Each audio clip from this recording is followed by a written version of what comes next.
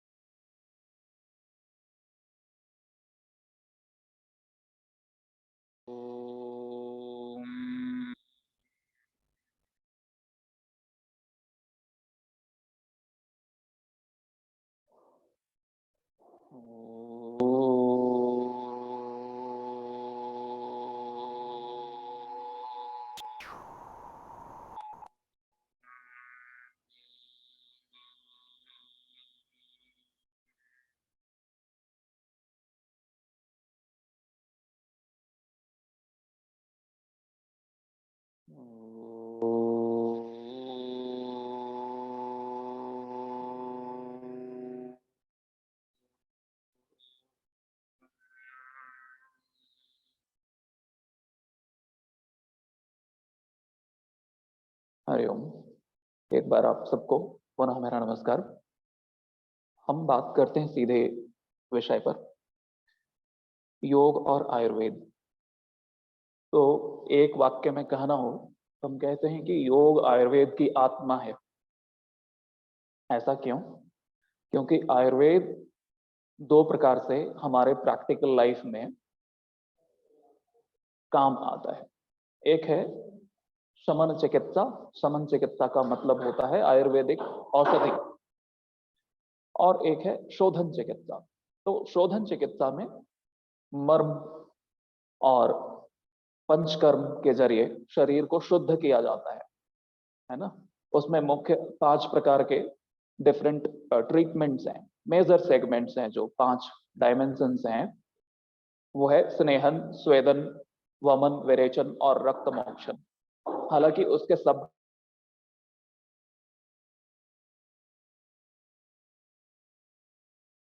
Types हैं, जैसे हम स्नेहन की बात करें, चीज आती हैं तरह तरह के, अभ्यंगम है, पिडिचिल है, एलापीडी है, उद्वर्तन है, बहुत बहुत सारे हैं। एक सीरीज है पूरी ट्रीटमेंट्स की। तो एक तो वो तरीका होता है कि जहां 7 दिन, 10 दिन, 15 दिन आप आयुर्वेदिक चिकित्सालय में रह करके आवासीय रूप से चिकित्सा लेते हैं, यानी कि कुछ मेडिकेशन आपको दी भी जाती है और साथ साथ ट्रीटमेंट्स भी होते रहते हैं। प्रारंभिक स्तर पर ऐसा होता है कि कुछ जो शमन साध्य चिकित्साएं हैं, यानी कि केवल औषधि से ठीक हो जाएंगी, तो वो भी उसका एक प्रकल्प है, उसका वो भी एक विभाग है। किंतु इस सब के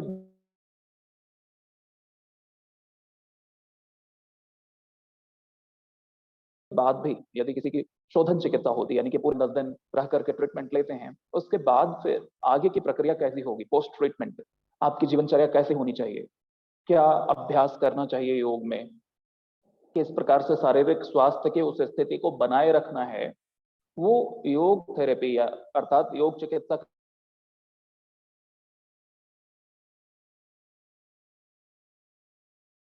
के माध्यम से ही संभव हो पाता है। तो योग जो है आयुर्वेद की आत्मा है, क्योंकि जब आप एक बार चिकित्सा करा लेते हैं, उसके बाद पूरे वर्ष उस स्वास्थ्य को बनाए रखने के लिए, यानी कि नेक्स्ट साइकिल जब आप ट्रीटमेंट लें, तब तक उसे मेंटेन रखने के लिए जो आपको सहायता मिलती है वो योग अभ्यास से मिलती है। इसीलिए आवश्यक है कि आयुर्वेद के साथ साथ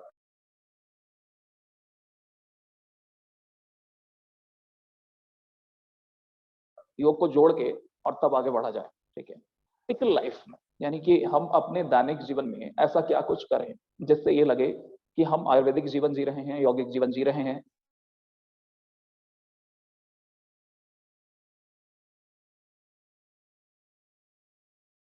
आप भी हमें मिले तो वो कैसे संभव होगा, है ना। स्टेप्स हैं जिनके जरिए हम अपने आप को बिना किसी औषधि के, बिना किसी डॉक्टर के, है ना, बिना किसी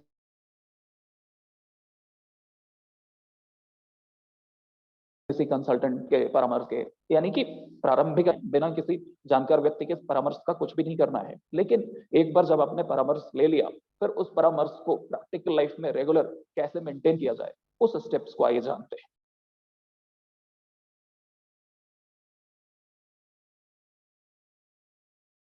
ठीक है, तो दो बेसिक कहते हैं, दिनचर्या और ऋतुचर्या। दिनचर्या यानी कि डेली रूटीन, प्रतिदिन का जो आपका सुबह से शाम तक का समय सारणी है, या फिर कह लें कि जो डेली एक्टिविटीज हैं, उसमें आपका स्वास्थ्य कैसे मेंटेन रहे, वर्क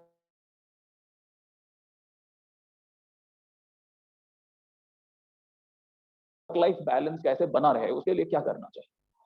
सबसे पहले तो बात सोने जागने पर आती है, और उसमें एक भयंकर विद्रुपता फैली हुई है, और कहीं ना कहीं हम सभी, है ना, इससे पीड़ित हैं। यानी कि majority of the society today, है ना, अक्रॉस द ग्लोब पीड़ित है इससे। कैसे? रात में सोते सोते मोबाइल स्क्रॉल कर रहे हैं, देख रहे हैं, 2-2 बजे तक लाइव हैं।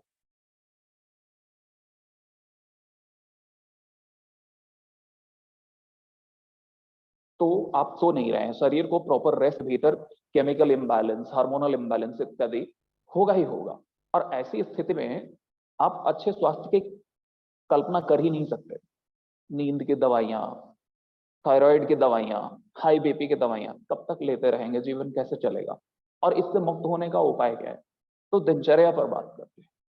तो यदि आप 9 से 10 बजे तक अपने बेड पर चले जाते हैं, मैं उनकी बात नहीं कर रहा हूँ जिनके जॉब्स या ड्यूटीज नाइट शिफ्ट में है, उनका फिर यही रूटीन रिवर्स हो जाता है।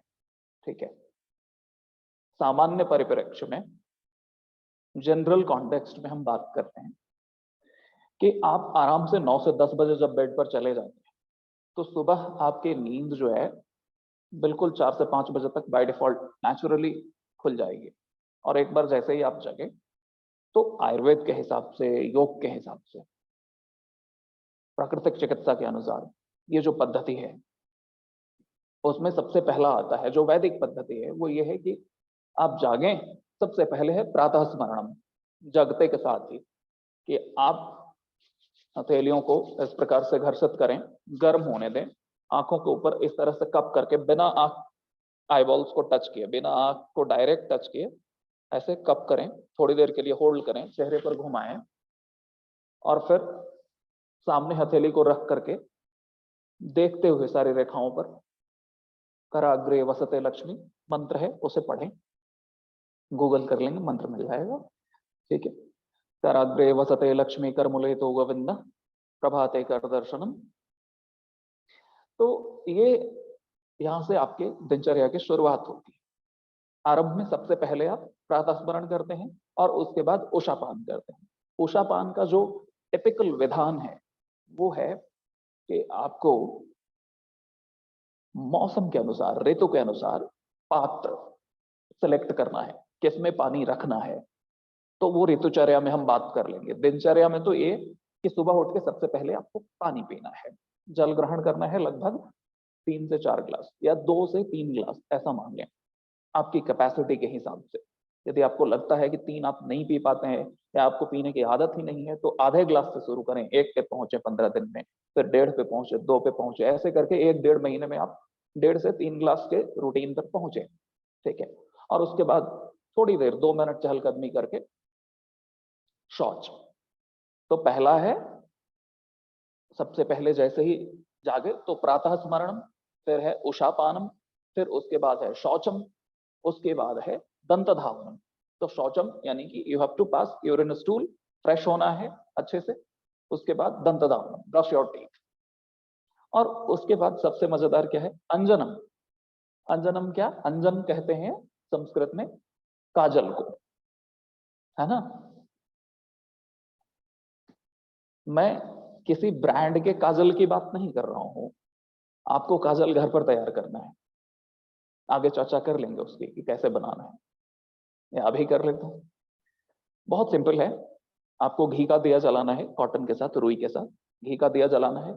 और खीरा जो है, कुकुम्बर, उसका जो अपर एंड है उसका एक स्लाइस काटना है और उस पर उस जो ऐश निकल रहा है, जो उसे कालिख निकल रही है, उसे इकट्ठा करना है और उसे गाय के शुद्ध देसी घी के साथ मिक्स करके स्टोर कर लेना है। वो काजल आपके आंखों के लिए बेहतर है, कई सारे बीमारियों से आपको बचाता है, वही काजल है। तो अंजनम, आंखों में काजल लगाना है। प्रैक्टिकल डेली लाइफ में कितना पॉसिबल है देखना पड़ेगा। ठीक है, उसके बाद फिर आता है अभ्यंगम, यानी कि तेल की मालिश पूरे शरीर पर। उसके बाद धूप स्नान, संभव है तो कर लें, अदरवाइज हीटिंग की जो भी व्यवस्था है, या थोड़ी देर अच्छे से रब कर लें पूरे शरीर पर। ऑयल आप preferably northern part of India में हम लोग सरसों तेल खाने और लगाने के लिए भी उपयोग में लेते हैं। आप तिल तेल भी उपयोग में ले सकते हैं, या कोई और आपके लिए सुटेबल ऑयल है जो आपको लगता है या जो आप पहले से इस्तेमाल करते हैं, उपयोग में लेते हैं, आप उसका उपयोग करें। ठीक है, पर प्रयास करें कि आप ओलिएशन कर रहे हैं, जितने पोर्स हैं उनके जरिए शरीर को नरिशमेंट मिल रहा है, तो उनका पोषण हो रहा है, ये आवश्यक है करना, ध्यान रखना। ठीक है, इसके बाद धूप स्नान, धूप स्नान के बाद आता है जल स्नान, जल स्नान के बाद आता है ध्यान। घर में मंदिर इत्यादि या जहां भी पूजा पाठ करने की या प्रार्थना करने की जगह हो, आज जिस भी धर्म संप्रदाय पंथ मजहब इत्यादि को मानते हो, आप अपने हिसाब से ये करें, और ये सबके लिए कॉमनली एप्लीकेबल है ये रूटीन। ठीक है, आप आराम से बैठें, थोड़ी देर के लिए प्रार्थना करें। आपका यदि पहले से कोई रूटीन है पूजा पाठ का, तो आप उसे कंप्लीट करें। उसके बाद आता है जलपान, यानी कि ब्रेकफास्ट। ठीक है, सो उसके बाद जब जलपान की बात करते हैं तो जलपान क्या होना चाहिए, आइडियली कुछ बढ़िया जूस, या बढ़िया जूस कहने का मतलब नॉन एसिडिक। ठीक है,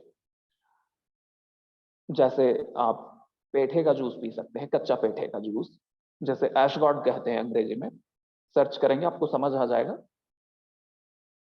सफेद पेठा, जिसका आगरे का पेठा के नाम से बहुत प्रसिद्ध है, उसका कच्चा वाला फल लेना है आपको और उसका जूस निकाल के पी सकते हैं। One of the best drink है वो, है ना, अमृत के तरह काम करता है। पीने के बाद लगभग 1 घंटे का गैप देना है। वेट लॉस इत्यादि में भी हेल्प करता है और आपको डिटॉक्सिफाई करने में भी आपकी पूरी सहायता करता है, तो इसका उपयोग करें। अदरवाइज आपके हेल्थ के हिसाब से परामर्श ले सकते हैं आप, जो भी डॉक्टर शिवम जी हैं, आप इनसे बात कर सकते हैं, या इनके संपर्क में और भी बहुत सारे कंसल्टेंट्स हैं, आप पर्टिकुलरली एक अपने लिए कंसल्टेशन ले सकते हैं कि एग्जैक्टली आपको क्या रिजीम फॉलो करना चाहिए। सो ये मैं जनरलाइज्ड कॉन्सेप्ट बता रहा हूँ कि पहले आप फ्रूट्स या कोई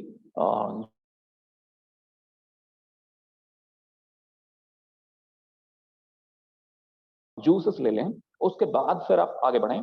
नेक्स्ट 1-1.5 घंटे का गैप लें इस जलपान के बाद। फिर आप कुछ सॉलिड लेना चाहते हैं, ठीक है, नहीं तो स्प्राउटेड मूंग ले सकते हैं, steam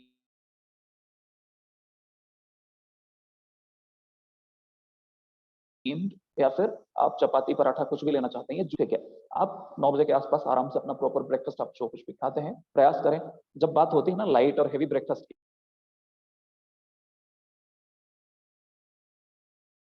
it's not about the quality, it's not more, वो तो है ही कंसर्न कि आप छोले भटूरे खा रहे हैं या पूरी खा रहे हैं या क्या खा रहे हैं, वो तो है ही एक कंसर्न।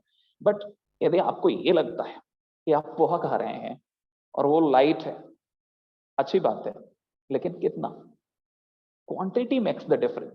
जो आप मात्रा लेते हैं, ग्रहण कर रहे हैं ना, वो डिफरेंस क्रिएट करता है। यदि पोहा ही यदि आप फुल मील की तरह ले रहे हैं तो वो हेवी हो गया ना, फिर कहाँ लाइट ब्रेकफास्ट है वो।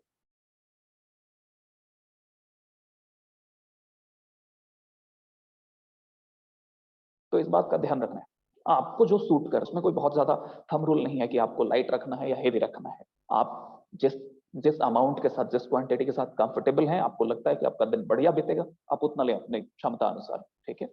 उसके बाद 1-1.5 घंटे के बाद, गैप के बाद, प्रॉपर जितना आपको जल लेने की इच्छा है, जितना पानी पीने की इच्छा है, आप पिए, ठीक है। हाइड्रेटेड रखें खुद को, ये बहुत आवश्यक है। 2 से 2.5 से 3 लीटर तक का पानी। यदि गर्मी है, बहुत अधिक पसीना निकल रहा है शरीर से, तो फिर उस स्थिति में आप 4-4.5 लीटर तक भी जा सकते हैं। डिपेंड करता है कि आप एक्सक्रीशन का पैटर्न क्या है, ज्यादा आप यूरिनेशन के थ्रू प्रोसेस कर रहे हैं या पसीने के थ्रू। यदि पसीने के थ्रू ज्यादा जा रहा है पानी, तो आप इनटेक मेंटेन कर सकते हैं। लेकिन आप केवल यूरिनेशन पर डिपेंडेंट हैं उस वाटर को एक्सक्रीट करने के लिए, तो फिर आप शरीर से बहुत ज्यादा काम ले रहे हैं। इस बात का आपको ध्यान रखना होगा, ठीक है। तो ये इस प्रकार से दिनचर्या आगे बढ़ती है। फिर आप लंच पर आते हैं, यानी कि सुबह जलपान में, मतलब सुबह की जब शुरुआत हुई, आरंभ जब आपने किया तो पानी पीने से किया।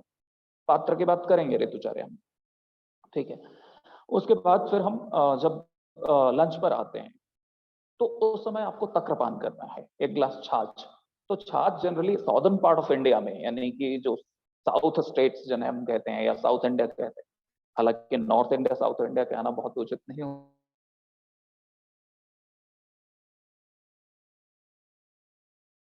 होता है। It's northern part of India और एंड साउदर्न पर नॉर्थ अलग अलग नहीं है, ठीक है। तो जब हम साउदर्न पार्ट ऑफ इंडिया के कल्चर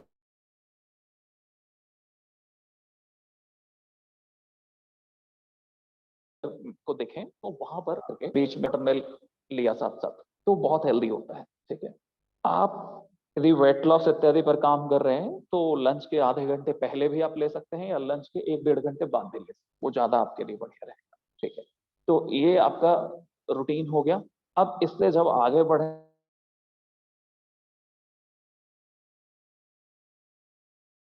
तो 1-1.5 घंटे के बाद, गैप के बाद, फिर बाद, अब जब शाम की बात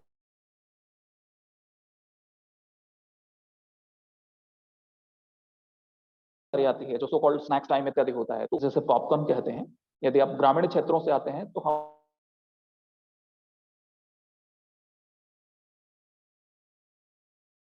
हम उसे मक्का, मकई इत्यादि कहते हैं। मखाना ले सकते हैं रोस्टेड।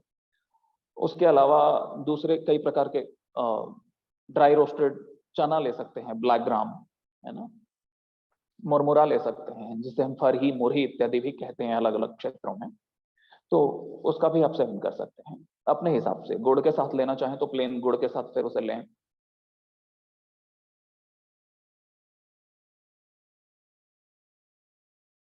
या फिर आपको सॉल्टी टेस्ट पसंद है, तो उसमें प्यार या थोड़ा गार्निश करके आप उस तरीके से भी उसे ले सकते हैं, थोड़ा सा सरसों तेल इत्यादि ऐड करके टेस्टी बना। So that could be one of the time, I mean snacks, ठीक है। अब बात आती है कि चाय कॉफी का क्या किया जाए। तो उस स्नैक्स के साथ कोई काढ़ा बना लीजिए। काढ़ा बनाना बहुत सिंपल है। आप 1 गिलास पानी में थोड़ा सा अदरक, 2-4 काली मिर्च, 1 लौंग, 2-3 दाने छोटे इलायची के और थोड़ा सा गुड़, 20 से 30 ग्राम की मात्रा, आराम से डालिए, 5 से 7 मिनट तक उबालिए, छान लीजिए। आप पीना चाहें तो सब कुछ खाने पीने वाले हैं उसमें, आप सब पी सकते हैं उसे, ठीक है। मतलब क्रश करके अच्छे से पाउडर करके डालें तो वो सब आत्मसात कर जाइए उसे, कोई दिक्कत नहीं है। किंतु फिर भी छान के आप रख लें और जो भी स्नैक्स आप ले रहे हैं उसके साथ आप काढ़ा का आनंद लें, तो स्वस्थ पे रहेंगे और कैफीन और निकेल, निकोटीन ऐसे तत्वों का आपके शरीर में बहुत अधिक समावेश भी नहीं होगा। हाउएवर, कॉफी या चाय पीने का आपको इतना मन ही है तो कभी कभार आप ले लें, कोई दिक्कत नहीं है। मैं एक स्ट्रिक्ट रूटीन की बात नहीं कर रहा हूँ कि नहीं नहीं चाय तो पीना ही नहीं चाहिए, जहर है इत्यादि, वैसे नहीं। एक फ्लेक्सिबल रूटीन, प्रैक्टिकल रूटीन की बात कर रहा हूँ जो आम जीवन में करना संभव है। हम ऐसी बातें करें जो लगे कि नहीं ये तो बहुत ही कठिन है, तो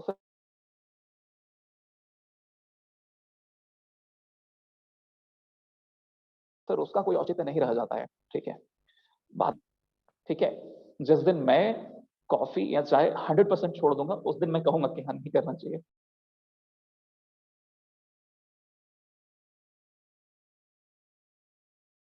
कभी कभार मैं लेता हूँ तो मैं ये नहीं कहूंगा कि मैं लेता हूँ, ठीक है। कॉमन लाइफ में इट्स फाइन, जनरल लाइफ में इट्स फाइन, ठीक है, it happens, I mean it's manageable, इतना मैनेज कर सकते हैं। हाँ, रेगुलर पैटर्न में पूरे शरीर को उस पर डिपेंडेंट कर देना ठीक नहीं है कि नहीं मिले तो हेडेक हो गया, ऐसा नहीं, ठीक है। तो रेगुलर रूटीन का हिस्सा मत बनने दीजिए उसे, डिपेंडेंट मत होने दीजिए अपने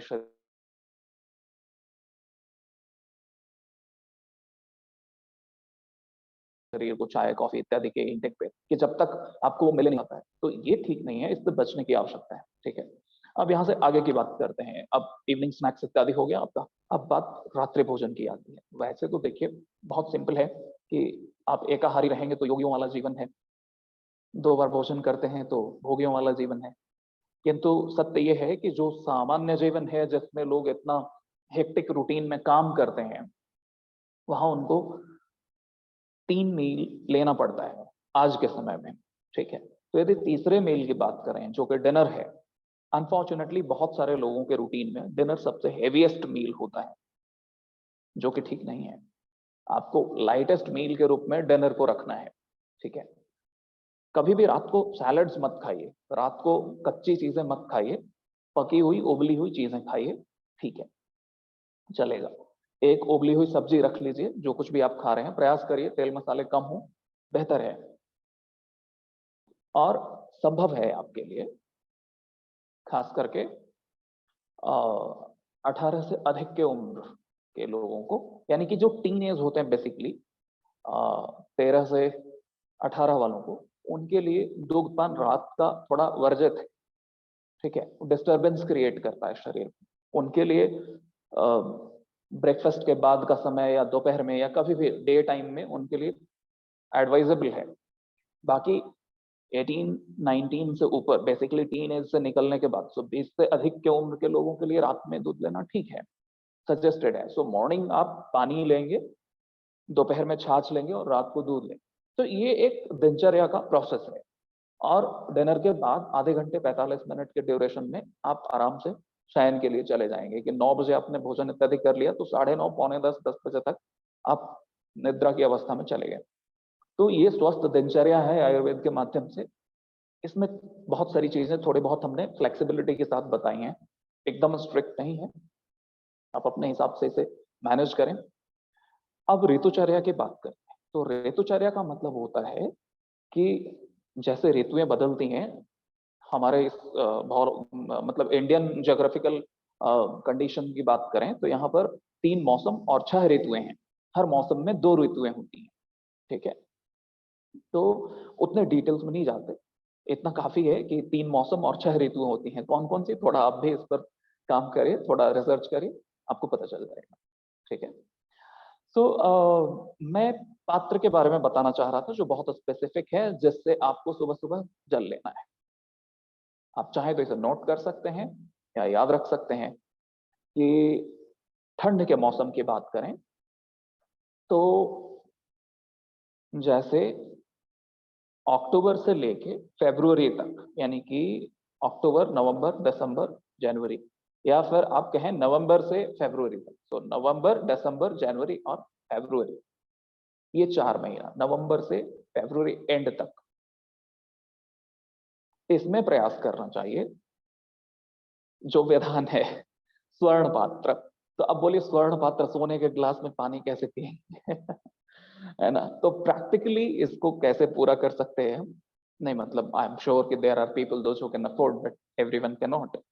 ठीक है, सब लोग सोने के पात्र में तो जल नहीं पी सकते। हाँ, कुछ लोग होंगे जो बड़ा इजीली अफोर्ड कर सकते हैं। ठीक है, तो इसको प्रैक्टिकल लेवल पे कैसे कर सकते हैं कि आपने कोई बॉटल या ग्लास या जो भी पात्र रखा हुआ है आपने, स्टील इत्यादि जो भी, या फ्लास्क है कुछ, तो आप उसमें एक सोने का सिक्का या अंगूठी, कोई भी स्वर्ण आभूषण इत्यादि जो साफ हो, बिल्कुल फ्रेश हो, यूज्ड ना हो, उसे रख दीजिए।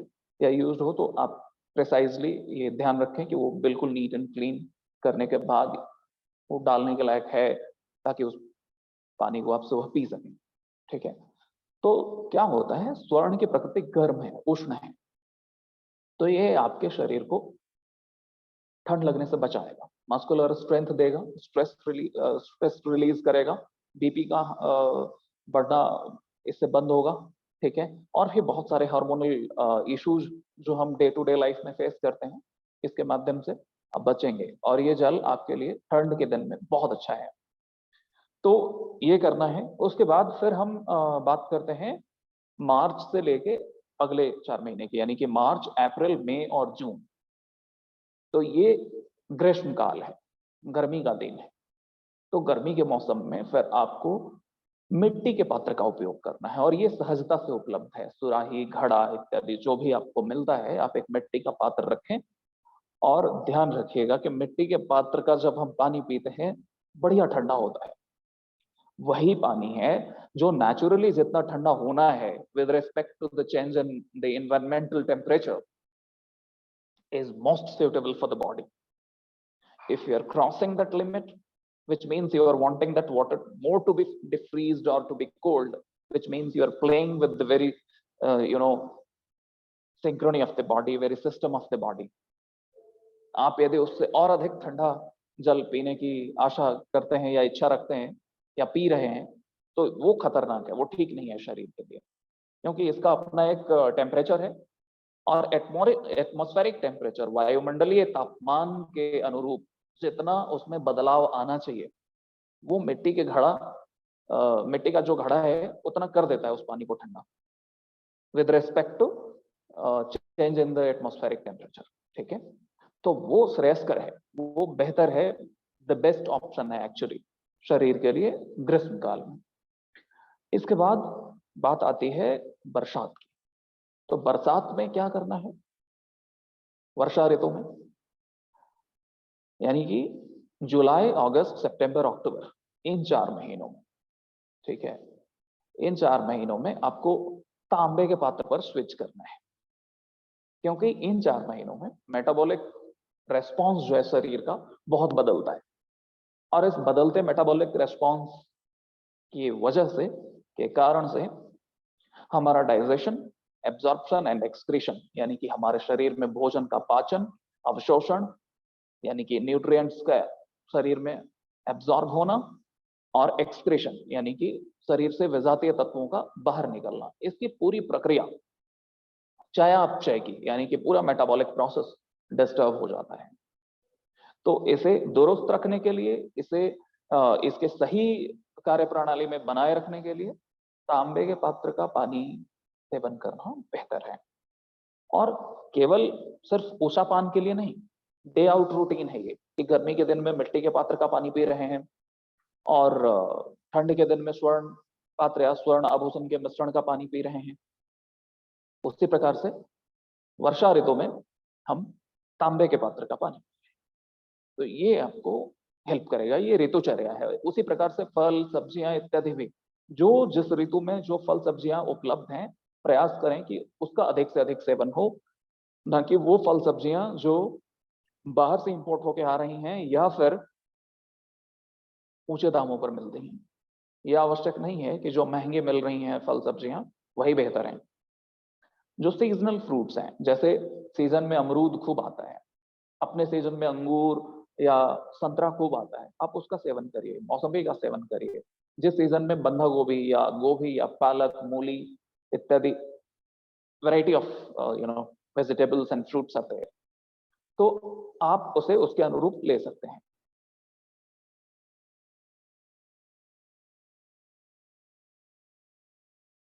तो आपको यह सामंजस्य बिठाना होगा।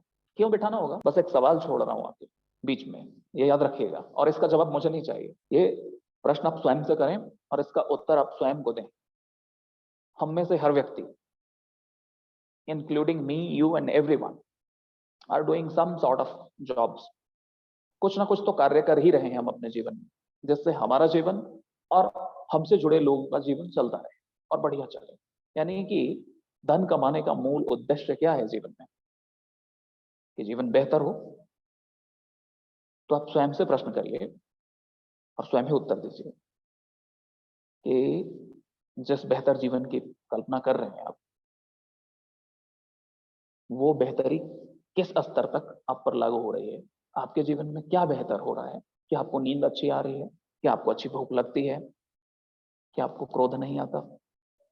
क्या आप परेशान नहीं है? ऐसे अनगिनत प्रश्न हैं। और इसके साथ साथ एक और प्रश्न, कि जिस शरीर से आप पूरा दिन काम करते हैं, 24 घंटे काम करते हैं, उस शरीर के लिए क्या करते हैं आप? ये भी तो एक प्रश्न है। ये ठीक वैसे ही बात है कि आप किसी से काम कराएं और उसे सैलरी ही ना दें। ये तो अन्याय है ना। फिर उसे उसका रेम्यूनरेशन, उसका मेहनताना आप ना दें, पारिश्रमिक ना दें, यह तो अन्याय है। तो इस शरीर का उपयोग कर रहे हैं, इससे सब कुछ कर रहे हैं, इसके लिए कुछ नहीं कर रहे हैं। ये तो बड़ी गड़बड़ बात है कि हम कार ड्राइव करेंगे, ठीक है, केवल पेट्रोल डालेंगे, मोबिल ग्रीस का मेंटेनेंस नहीं रखेंगे, ध्यान सर्विस नहीं कराएंगे, कितने दिन तक चला लेंगे? समझ रहे हैं? तो दिनचर्या और ऋतुचर्या का ये महत्व है।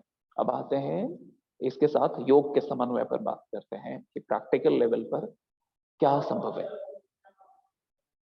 आप अपने पूरे 24 घंटे में से 1 घंटा तो इस शरीर के लिए निकालिए, ठीक है। बड़ी सिंपल सी बात है कि जिस पेड़ के जड़ में आप पानी नहीं डालेंगे और चाहेंगे कि केवल उससे फल तोड़ा जाए या तोड़ते रहा जाए, ऐसी स्थिति में सूख जाएगा वह, क्योंकि उसे नरिशमेंट नहीं दे रहे हैं, पोषण नहीं दे रहे हैं, केवल आप उससे लेना जान रहे हैं, ले रहे हैं, बस लिए जा रहे हैं। कब तक? एक दिन वो पेड़ सूख जाए।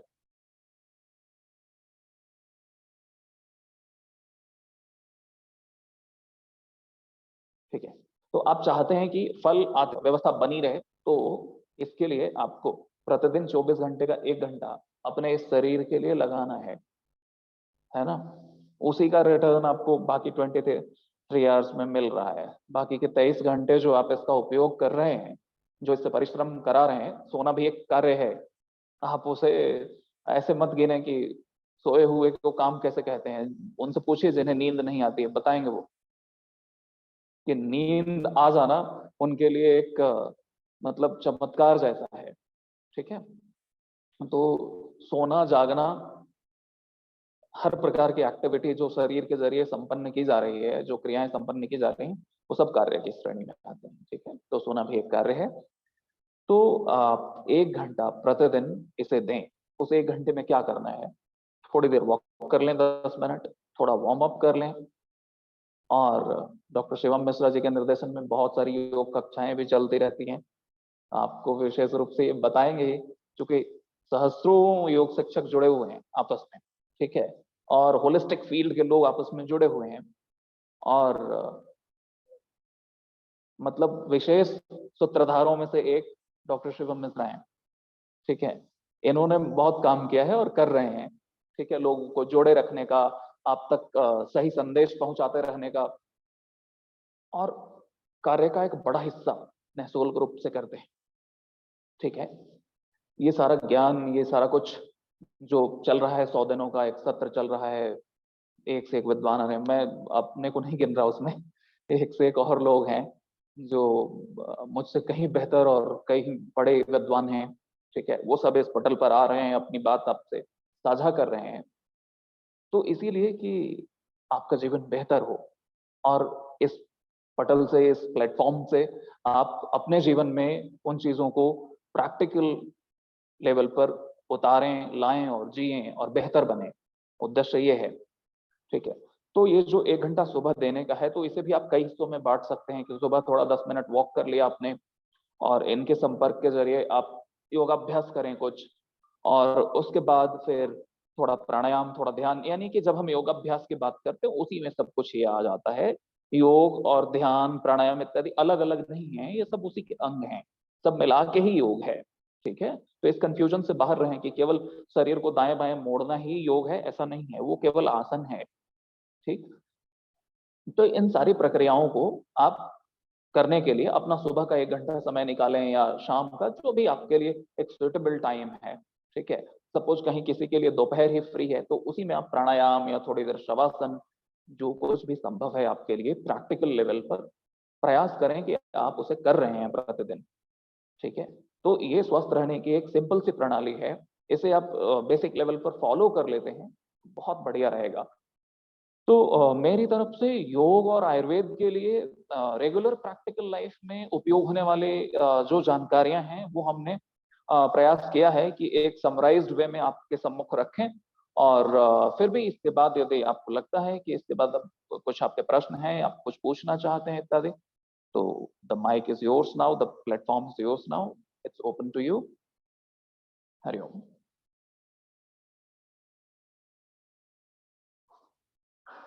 आप लोग अब अनम्यूट कर सकते हैं। नमस्ते सर, मैं स्मिता बात कर रही नमस्कार हूँ। जी।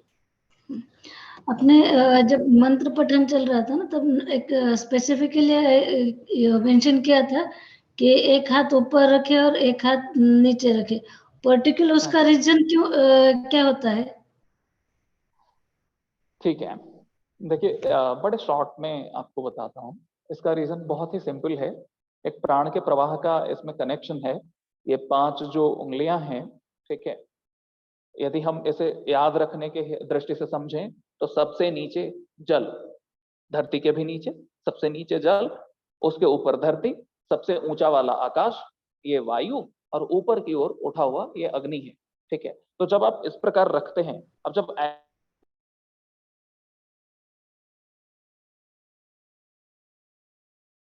ऐसे रखेंगे ना, कॉम्बिनेशन गड़बड़ होगा। यानी कि यहाँ पे जो हमारा इंटेस्टाइनल कंस्ट्रक्शन की बात करें, जिस प्रकार से इसका अरेंजमेंट है, क्लॉकवाइज है।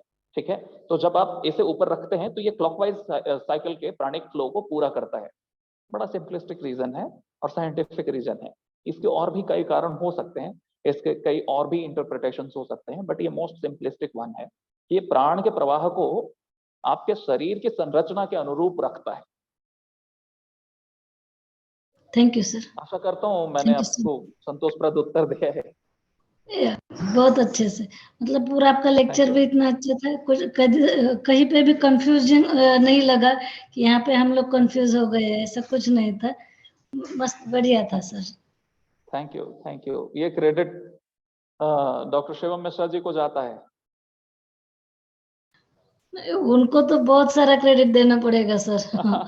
उतने से कुछ नहीं होगा जी उनका। जी जी, हाँ बिल्कुल बिल्कुल। ऐसे ऐसे सुपात्र और सज्जन व्यक्तियों को बहुत सारा आशीर्वाद और बहुत सारी ऊर्जा चाहिए होती है, ताकि वो जनमानस के लिए बहुत अधिक कार्य कर सकें। तो सब जैसे जैसे समय बीतता जाए, चूंकि लोग जुड़ते जाते हैं, तो एक बड़ा ऑरा बनता जाता है ना, तो इन्हें और अधिक शक्ति और शुभाशीष मिलता रहे, ऐसी हमारी कामना है। और हमारी तरफ से भी सारे आशीर्वाद और शुभकामनाएं इनके लिए प्रेषित हैं। और भी आप में से किन्हीं का कोई प्रश्न है तो आप पूछें प्लीज। मुझे नहीं लगता आप किसी का प्रश्न बचा हुआ है आचार्य श्री। बहुत बहुत आभार, आपकी गरिमामय उपस्थिति हम सभी के लिए बहुत प्रेरणादायी है। अभी मुझे व्हाट्सएप पे एक संदेश प्राप्त हो रहा था कि पिछले कई सारे वक्ताओं को सुना, लेकिन जिस मार्मिकता से आपने विषय को सरल भाषी बना के प्रेषित किया है, वो कहीं ना कहीं लोगों के हृदय में संयोजित हो चुका है। आपका आभार। हम सब आपके लिए कृतज्ञ हैं कि आपकी उपस्थिति हमें इस तरीके के विषयों से ये हमारा जोड़ती सौभाग्य है कि हमें जुड़ने का मौका मिला, इतने सारे लोग लाभान्वित होंगे इससे, तो ये अपना सौभाग्य है। जी क्योंकि ईश्वर एक निमित्त चुनता है, हम माध्यम मात्र हैं, हम करता नहीं है, जी है ना। ईश्वर ने इस कार्य के लिए हमें चुना है, हम एक मात्र माध्यम है, हमें कर्ता का भाव नहीं आना चाहिए, बस जी। ऐसा माने। और मेरी तरफ से इस कथन के साथ ओम शांति, हरि ओम। बहुत बहुत आभार सर।